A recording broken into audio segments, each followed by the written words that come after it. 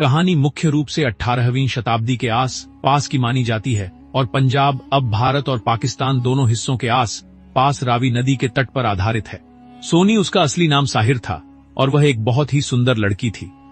वह गुजरात पंजाब के एक जाने माने कुम्हार तुल्ला की बेटी थी, जो मिट्टी के बर्तन विशेषकर सुंदर सुराहियां घड़े बनाने के लिए प्रसिद्ध था।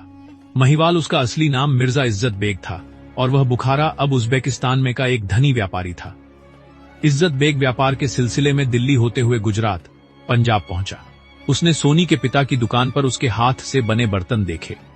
जब उसने पहली बार सोनी को देखा तो वह उसकी सुंदरता पर मोहित हो गया। वह गुजरात में ही रुक गया और रोजाना दुकान पर आने लगा। इज्जत बेग ने अपने सभी व्यापार और धन को भुला दिया। वह सोनी के पिता के यहाँ नौकर बन गया ताकि वह सोनी के पास रह सके। उसने अपने महंगे कपड़े उतार दिए और एक साधारण चरवाहे की जिंदगी जीनी शुरू कर दी।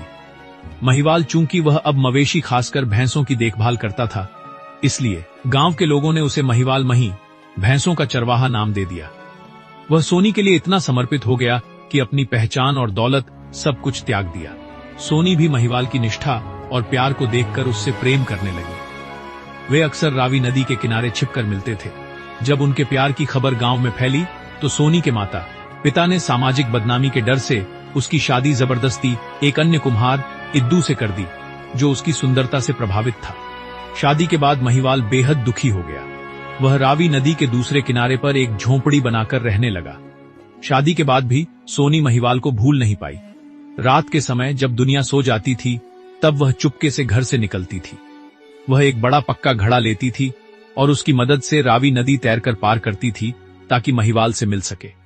महिवाल रोजाना सोनी के लिए अपने मवेशियों में से एक भैंस का दूध लाता था, जो नदी पार करने के कारण थकी हुई सोनी को ताकत देता था।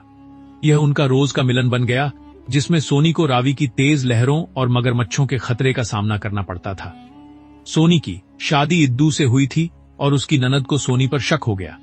उसने रोज रात सोनी पर नजर रखनी शुरू कर दी और जल्द ही इस गुप्त मिलन का रहस्य जान लिया। ईर्ष्या से भरी ननद ने बदला लेने की ठानी।